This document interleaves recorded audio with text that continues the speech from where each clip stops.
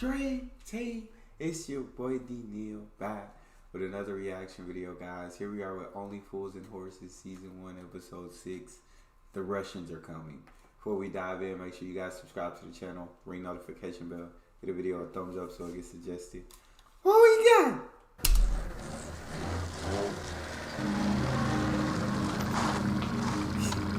I can't believe this 3-wheel van they got, bro. This is crazy.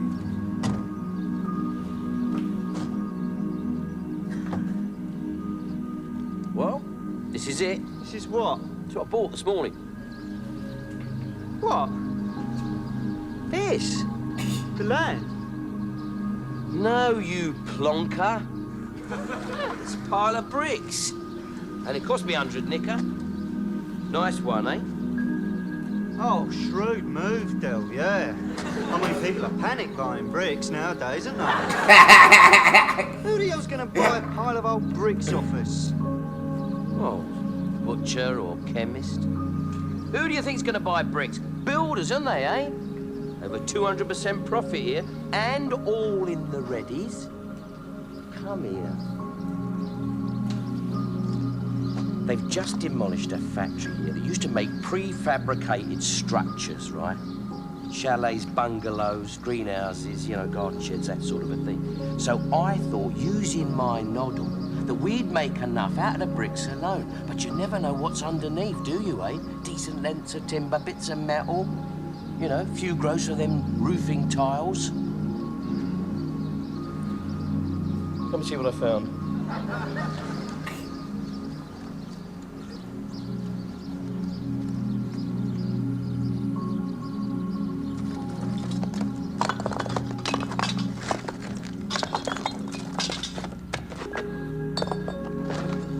Get your feelers on there.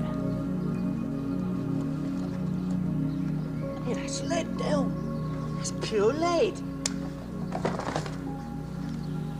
There's about another 30 boxes underneath. I estimate 3 ton altogether. 3 ton? What's that at today's prices? That's about £1,000, isn't it? Am I brilliant or am I brilliant? Get some of it on the van. We can do it in 3 shifts. Come on. Is it ours, Del? Of course it's ours. Legally, Del. Don't split hairs with me, Rodney. Come on. That's a no. That's a definite no.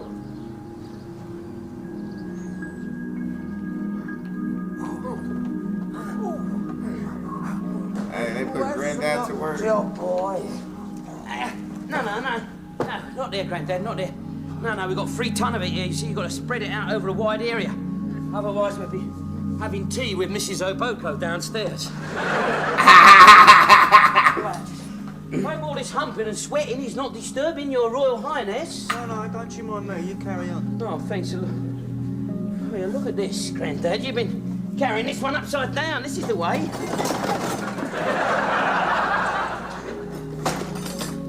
You are a lazy little bark. What's that you're reading, eh? It's another dirty book, I suppose, is it? Honestly, you've got a mind like a plain brown envelope. I'll have a look at that when you've finished. Only one of them boxes. Do you know what we got here? Yeah, I know what we got here. We got 3 ton of lovely lead. That's what we got here. No, it's more than that. That factory was producing prefabricated structures, right? Bungalows, garden sheds, that sort of stuff. Well, this is one of their experimental lines. It's a do-it-yourself nuclear fallout shelter. Nuclear fallout shelter. You are a wally. Oh, it is, honest. Look, here's the brochure. Here's the plan, shows you how to build it. He's right and all. This is a nuclear fallout shelter. This is probably worth more than we thought. You can't sell it. Don't want to put money on it, do you? What do you suggest we do with it? Build it? Yeah. Leave it out, Rodney. Do you realise how close we come to World War III over Cuba, Vietnam, Afghanistan and Poland? I mean, it only takes one little rumble in the Middle East, then missiles are going to start flying. And what have we got, in this country to combat the might of the Soviet Union? 3 jump jets and a strongly worded letter to the Russian ambassador. No. You don't know what we... Nah, Rodney. We gotta sell this. We ain't building no nuclear bomb. We don't care about none of that. We don't get if nuclear bomb, if they strike nuclear bomb, we can take it there. We ain't even gonna be able to come outside even if we survive a nuclear bomb. Y'all ain't got the money to buy a lot of stuff to support you for a long time. Take the money now. Take the money and run. Don't try to build no fallout shelter. It's not worth it, Rodney. Listen to Dale on this one. Sometimes I agree with you, but listen to Dale on this one. Strongly worded letter to the Russian ambassador. No. You don't know what we got up our sleeve, us Brits, Rodney. Do you know that we got a device that can track the movements of any Russian nuclear submarine? They can't keep track on ours. We only got one. Yeah, I think so. Well, anyway, they don't know where it is. Sometimes wonder whether we do.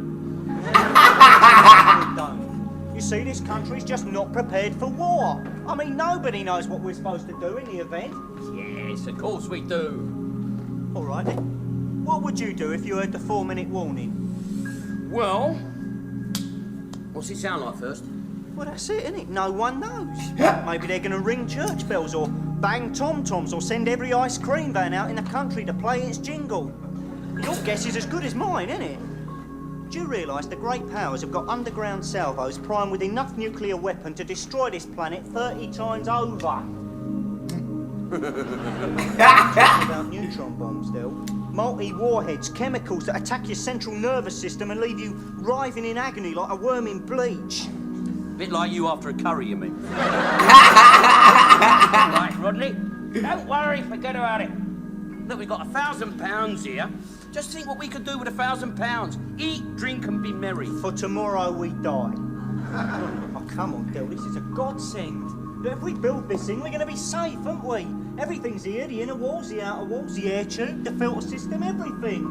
Oh, come on, Del. Oh, sorry. All right, soppy.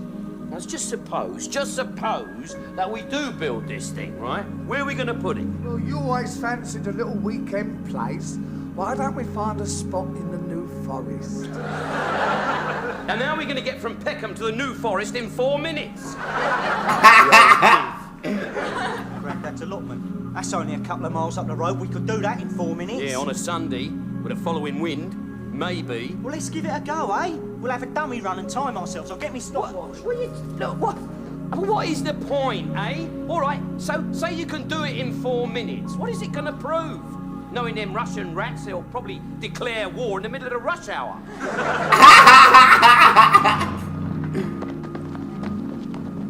Of course they're gonna try to do it. Where's Grandad? I don't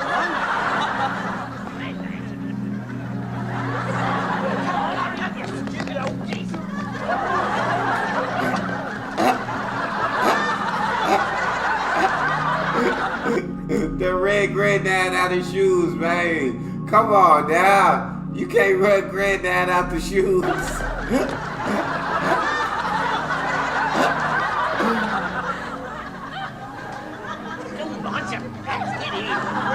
And counting.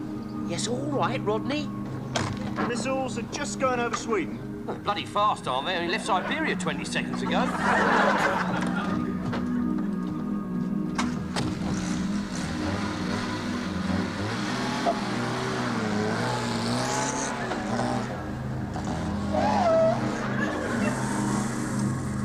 It's 15 seconds and counting, Del. The missiles are over the sea and approaching Middlesbrough. Yes, all right, Rodney. Pull your foot down, dear boy. I can't, Grandad. Look, I'm coming to a main road, aren't I? What's it like your side, Rodney? All right, after this red one. No! Oh my God. Red one. Tell it, Rodney. Come on, Such Del, an we're just idiot. going over Luton. Sod Luton. 1 minute 35 and counting. Oh, God dang it. God dang it. God. I don't even know why they're doing this in the first place. Why Dale agreed to do this in the first place? There's no point in doing this. Why? Tell me why? Why?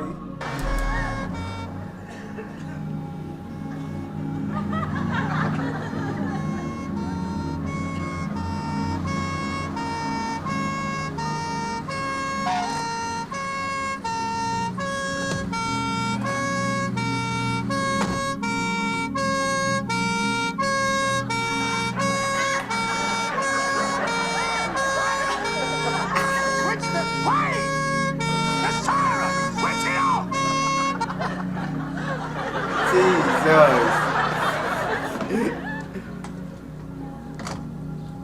He's young, enthusiastic. Well, how are you then, Del boy? Not too bad, Eric. How's yourself? Can't complain.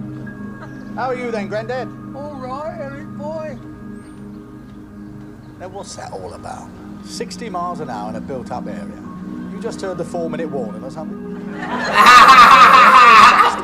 Fell off, didn't you? In the post. Well, why have you got a little sign on your windscreen saying taxi in post?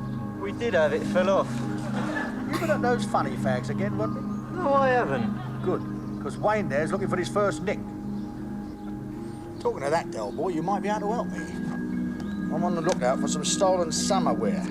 Aw, Short-sleeve shirts and blouses, men's and women's slacks, swimming trunks, bikinis. You after promotion, Eric? No. Me and the wife are off to Corfu next month. Better look at all, ain't you? Me and the wife are off to Corfu next month. They tried to look out for the stolen somewhere not to turn in, but they need some summerwear. No. Me and the wife are off to Corfu next month. Better look at all, ain't Well, if I hear of anything, I'll let you know. you? Good luck. I'll see you around. And oi, take it easy, will you? Stop playing with that silent, will you, Wayne? You'll end up breaking it. Yeah, how are we doing for time? We died 45 seconds ago. Terrific. We're never going to do this run in 4 minutes. It don't matter. It's not the end of the world, is it? I thought that's exactly what it was. All I've got to think about is a place closer to home. I've been thinking. Oh, my God. You haven't got an aspirin you can give him, have you, Rodney? Oh, listen, I may have found us just the spot. Is that door shut tight, Bill? Don't worry, Rod, there's no radiation. Get in here. Here, what's this pipe? Look at that, Del, that's fragile. Don't do it. Del, this is our air filter, our lifeline. This is our umbilical cord. And one thing you must never do with an umbilical cord is bash it about with an hammer. See. So this is our only source of oxygen, is it, eh? What happens if a pigeon decides to nest in the other end? We're all dead, I suppose, are we? Statistics prove that pigeons rarely nest in the middle of nuclear wars. We're not in the middle of a nuclear war. We're practicing for one. Yeah, well, do the bloody pigeons know that?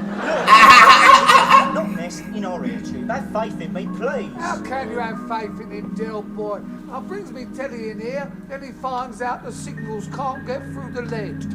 I've said I'm sorry, and I, Grandad, there's some pages missing out of this brochure, and you can't expect me to know everything, can ya? Anyway, that's why we're having this weekend's practice, isn't it? So we can iron out all the little wrinkles. Yeah, well, I'll tell you one thing we got to iron out, and that is this has got to be back on that building site first thing Monday morning.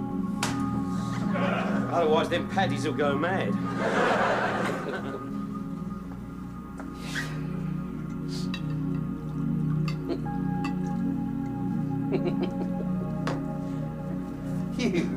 You are a wally, you really are. You don't have to stay here, Del. I do have to stay here. I'll tell you why I have to stay here. I've got £1,000 worth of lead tied up in this shelter, and I'm not leaving it in your hands. Knowing you two, you'd probably lose it. Just think what I could do with £1,000, eh? Fly to America on Concorde. I could buy myself one of them flash Rolex watches. Have my adenoids taken out privately. Yeah, but how many people can boast they got their own private nuclear fallout shelter? Yeah, that's true. Knowing our luck, there won't even be a bloody war.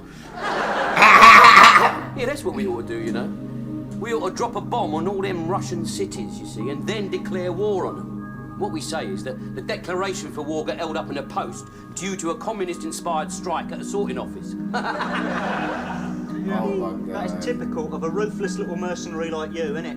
What do you mean, ruthless mercenary? I'm not a ruthless mercenary. Who is it goes round the estate at every Christmas time, making sure all the old people have got enough to eat and drink? Yeah. And who was it during the Brixton riots, drove down in a van selling paving stones to the rioters? They needed stones. I'm not mad at you, Del Boy. Del Boy is an opportunist. He sees an opening and he goes for it. And I'm not mad at that, Del boy. You know what I'm saying? That's who you are. Be proud of it. I mean, what did you think they were going to do with them, eh? Well, run off home and start building patios? Mine is not to reason why. Mine is but to sell and buy. No, anyway. Anyway, I know a lot of them youngsters down here in Brixton, and their trouble is frustration. Yes, you see, modern society has denied them the birthright of a war. Oh, I don't believe you. You saying war's our birthright? Oh, yes. Yes, it is. For century after century, you see, every generation of British youth has been guaranteed a decent war. But that sort of, you know, raw, over the top chaps, you know, try that one for size fits. I mean, that sort of courage is obsolete, because the next war is going to be fought by computer programmers. See, that's what's frustrating the modern youth. You can see them any day down there in amusement arcades. You know, they're doing their national service on the Space Invaders. Yeah, but that sort of real war that I'm talking about, you know, Errol Flynn leading the galleon 600 into the Valley of Death. John Mills marooned in a dinghy. Kenneth Moore refusing to let a little thing like no legs get him down. Glorious, valiant war, that. Don't talk like a bird, Del. Do what? What do you know about it anyway? The only war you ever fought is the Inch War. Right? No, I've seen all the films, haven't I? Tomato sauce and stuntmen. I'm talking about the real thing. I remember when I was a little nipper and I saw the soldiers marching off to battle. Oh, yes. It was a glorious sight, all right. Yeah, I bet all them spears and chariots must have stirred the blood, wasn't it? Bring him out, will ya? All right. My brother George was at Passchendaele. And 500,000 Allied troops died there, all for 5 miles of mud. I was at King's Cross Station when his regiment come home after the armistice. Most of them was carried off the train. I saw men with limbs missing, blind men who couldn't breathe properly because their lungs had been shot to bits by mustard gas. Hey. While the nation celebrated, they was hidden away in big grey buildings, far from the public gaze. I mean, courage like that could put you right off your victory dinner, couldn't it? They promised us homes fit for heroes. They give us heroes fit for homes. Dang. I'd never wear. Granddad legit just broke my heart, bro. My God. They promised us homes fit for heroes. They give us heroes fit for homes. That was heartbreaking, bro. Hell. I didn't expect to get this real of a moment, right? From a comedy sitcom, bro. But that moment was real.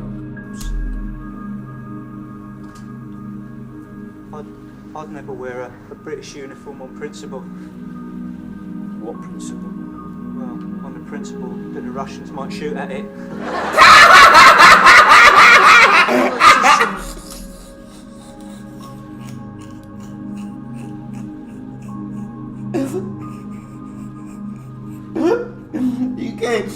You can't give me that serious, that deep of a moment. It did do that. I'd never wear a British uniform on principle. What principle? With a principle that the Russians would shoot at it. Can't do that. Russians might shoot at it. The politicians and the military men used to con, you see. They had little lads, youngsters, believing that their country really did need them. Do you know, they used to have little lads of 14 pretending they was 18, just so they could fight for their king and country. Well, I accepted the little sprogs. More often than not, my brother George lied about his age. Pretended he was 18. No, he was 18, he pretended he was 14. They saw through it, though. I think it was the moustache. Yeah, because 14-year-olds, they don't. Bloody hell.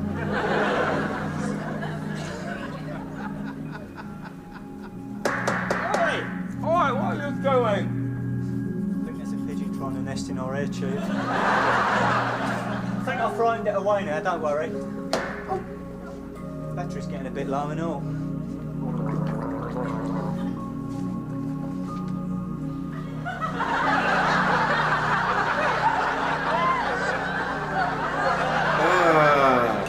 Here, these batteries you got here, how long do they last? Oh, about 12 hours each. 12 hours? We've been here 12 hours. Only another 36 to go. The time fly when you're having fun. Oh, here, Oppenheimer. Listen, if the bomb was to drop round here, how long would we have to stay inside this thing here? Well, it depends upon the degree of the contamination in the air outside, because we're in a very vulnerable position here, being so close to the docks. But I would say, roughly, give or take a week or two, about 2 years. 2 years? Give or take a week or two.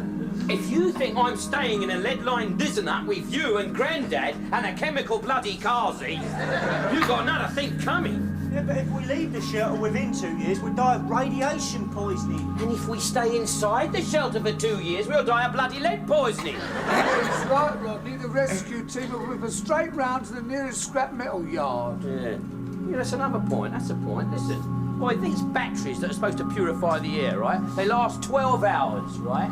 Okay. How many of them are we going to need? Come on, Einstein. You're the one with the GCEs and the maths. Well, it's 2 years, 365 times 2, 730. Then times 2 because it's 12. So 1,460 batteries. Jesus. 2 a day, 7 days a week, 2 7s are 14. See that, Grandad? 2 7s are 14, just like that, no hesitation. Shut up, will ya? So, that's 14 times 52. Twice. I know. So that works out at about 1,450 odd. Well, that's not too bad. I thought we were going to need a lot. So what we're going to need is 1,450 odd heavy-duty batteries, about 5 ton of canned food, 30,000 gallons of fresh drinking water, and a 3.5-acre warehouse to store it all in. Well, I did say we'd have to iron out a few little wrinkles, didn't I? A few little wrinkles. We got more wrinkles than an elephant's got in his bleeding trunk. All in all, and taking everything into consideration, Rodney, I think I'd rather be outside and go instantly with the bomb. Yeah. Instantly. Yeah. And what makes... Yeah, I would too, Del boy. At that point, take me instantly with the ball, bro. Take me instantly with the ball. Rodney, I think I'd rather be outside and go instantly with the bomb. Instantly, eh? And what makes you so sure it'll be instant, eh, Del? Them bombs contain strontium-90, not Nescafe.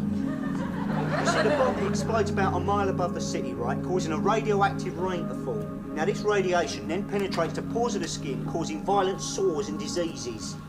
Best not to wear anything decent then, eh? Will you be serious for 1 minute? Look, it's here. Once the radiation is in the bloodstream, it begins to attack your metabolism. You become subject to drastic biological changes as metamorphosis. Oh, yeah. Yeah. Anyway, your shape and form will alter radically as the mutation takes effect. Don't sound too promising, do it, Del boy? I mean, you have a job to get a suit off the peg now, don't you? All right, you can laugh, but I'm telling you, this city would be inhabited by roaming mobs of mutants. Vacant-eyed subhumans dragging their knuckles through the litter and debris that was once civilization. Sounds a bit like Stamford Bridge after a bad result. Look, if this is true, Rodney, what the hell are we doing trying to survive? Well, it's on duty, isn't it? I mean, when we step out of here, we're going to be intact. Perfect. Yeah, well, I mean, you know, the human race will be looking to people like us, anyway, to replenish the species. We'll be like 2 new Adams going forth to multiply. Yeah, and you dirty little ram, will be out there multiplying quicker than a pocket calculator. I see it all now. He's practically praying for the end of civilization just so he can get out there and put it about a bit. Well, what time do you make it, Rodney? 12. Yeah, Sonny, I'll make it that too. Come on then, Grandad, it's bedtime, come on. Yeah. Well, as the saying goes, if my species needs me, I will not be found wanting. Yeah, no, I bet. Anyway, it's one thing to look forward to, isn't it, Grandad, eh? You know, come the end of the war, me and Rodney are going to make a foursome with a couple of mutants. I'll have the one with the 3 lug holes and the eye underneath her arm. Because I don't fancy yours much. Be like that. You bet your sweet bippy it won't. Jesus! And the eye under her arm, bro. Yours much. Be like that. You bet your sweet bippy it won't. Won't make much difference to you anyway. You go out with mutants in peacetime. I mean, look at that thing that you took out on Thursday. Oh, stroll on. I was so embarrassed I had to tell my mates that you were taking it to market. I did try and warn you, it's a bit ragged. Ragged? You liar. You said to me it looked like the one out of the ABBA. Yeah, I meant the one with the beard. Anyway, we won't be the only ones to survive the Holocaust intact, will we? I mean, I'm thinking of the various institutions, public schools, that sort of thing. I mean, you bet your life Rodneys got a shelter. Hey, Del? 1,000 newborn girls in a shelter, in school uniform. You sicko.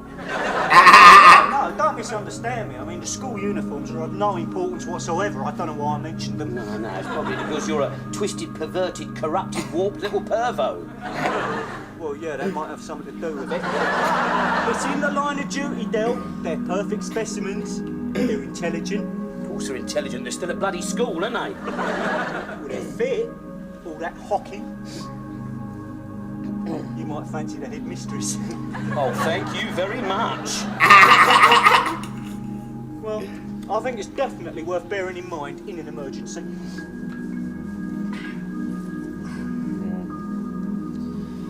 Yeah, all right. Well, good night, Rodney. Good night, Del. Night, Grandad. Good night, Del. Night, Grandad. Good night, Rodney. Night, John Boy. Shut up.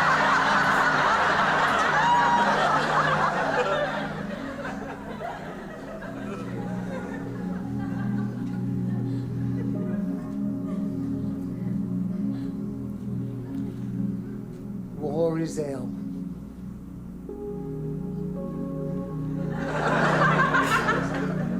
What? War is hell. Alan Ladd said that. Did he really go to sleep? Or was it Aldy Murphy? Oh, no. I'm tired. It must have been one of them. Well, perhaps they both bloody said it. Go to sleep, will you? Oh my God, Granddad. Yeah, that was Rock Hudson. For crying out loud! Will you two go to sleep? They about to drive that boy insane, bro. They legit about to drive him insane.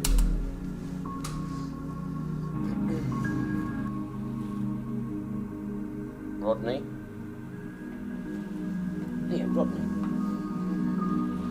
Don't keep your eyes closed, I'm talking to you. What? I've just been thinking. Might not be a bad idea to survive the next war after all. Well, you got something up your sleeve, Del? No, just a little idea that's been running around my old brain box, that's all. What's the point? All the animals will be dead. Won't be able to grow nothing because all the earth will be contaminated. Where are we going to get something to eat? Bound to be a little packy shop open somewhere.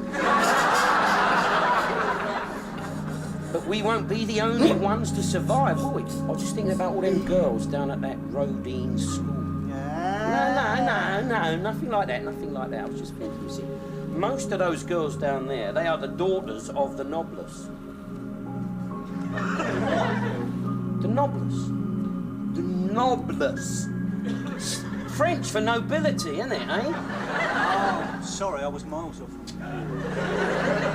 Well, you see, down there, you don't know who's who, do you? I mean, you could meet a scruffy 17-year-old in a sweaty hockey shirt and muddy plimsolls. And you could be talking to the 459th in line for the throne.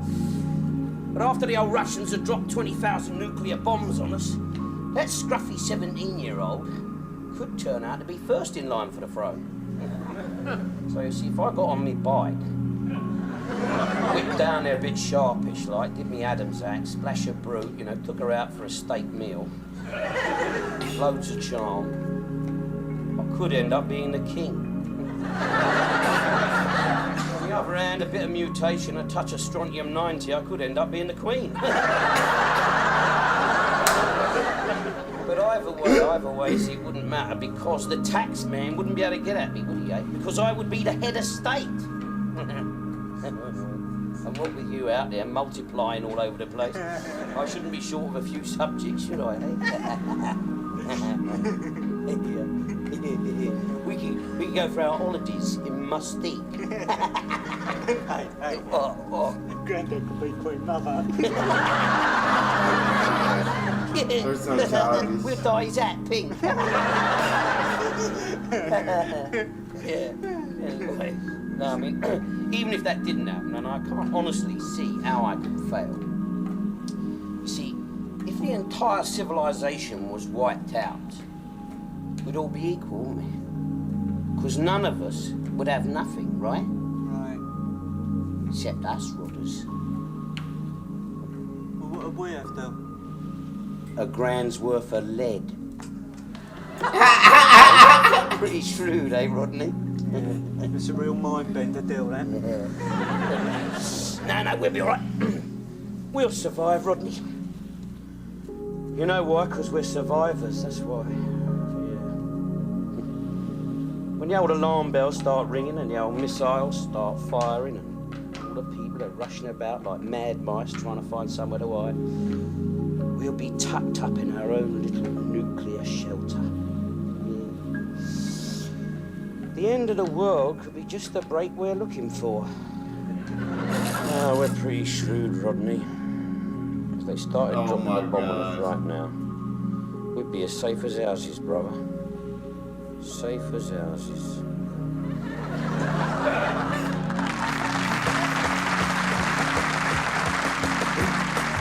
Oh my Jesus. That's all we got. You guys got a favorite video suggestion? You can subscribe to Patreon or drop it in the comment section. See more details.